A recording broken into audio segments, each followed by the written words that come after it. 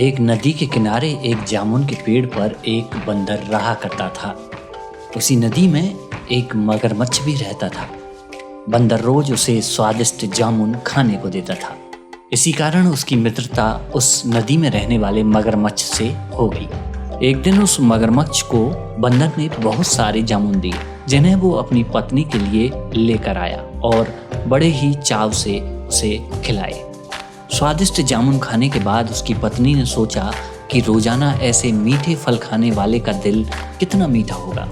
इसके बाद उसने अपने पति से कहा, सुनिए, ये जामुन तो बहुत ही स्वादिष्ट हैं। जो रोज ये जामुन खाता है उसका दिल कितना स्वादिष्ट होगा। आप मेरे पास उस बंदर को ले आओ, मुझे उसका दिल खाना है। मगरमच्छ ने कहा, ये तुम क्या कह रही हो? ये मैं कैसे कर सकता हूँ? मुझे कुछ नहीं पता, मुझे वो बंदर चाहिए बस। पत्नी के हाथों मजबूर हुआ मगरमच्छ बंदर को उसके पास लाने के लिए राजी हो गया। वो वापस बंदर के पास गया और एक कुटिल चाल चली। उसने बंदर से कहा, मित्र, तुम्हारी भाभी को तुम्हारे दिए हुए जामुन बहुत पसंद आए हैं। वो तुमसे मिलना चाहती है, इसलिए तुम मेरी पीठ पर बैठ जाओ, जिससे मैं तुम्हें सुरक्षित अपने घर ले जा सकूं।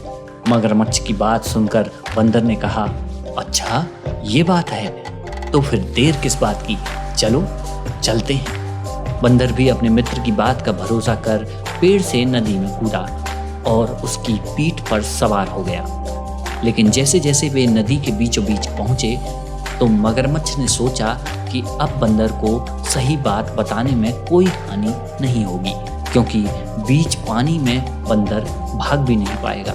और फिर क्या था, उसने सारा भेद खोल दिया कि उसकी पत्नी उसका दिल खाना चाहती है। बंदर ये सब सुनकर बहुत दुखी हुआ कि उसके मित्र ने उसके साथ धोखा किया है, लेकिन उसने अपना धैर्य नहीं खोया और तपाक से बोला, भाई, तुमने ये बात मुझे पहले क्यों नहीं बताई?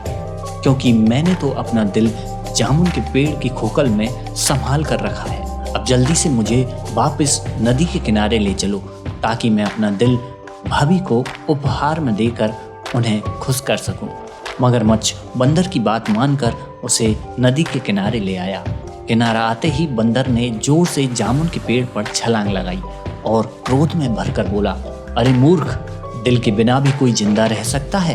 तूने मुझे धोखा दिया है। जा, आज से तेरी मेरी दोस्ती समाप्त। ऐसा सुनकर मगरमच्छ बहुत ज़्यादा लज्जित हुआ और अपने तेज दिमाग के कारण बंदर की जान बच गई। तो मित्रों, बचपन में सुनी ये कहानी आज भी मुसीबत के क्षणों में धैर्य रखने की प्रेरणा देती है, ताकि हम कठिन समय का डटकर मुकाबला कर सकें। और दूसरी सबसे बड़ी बात, मित्रों की मित्रता का सदैव सम्मान करना चाहिए।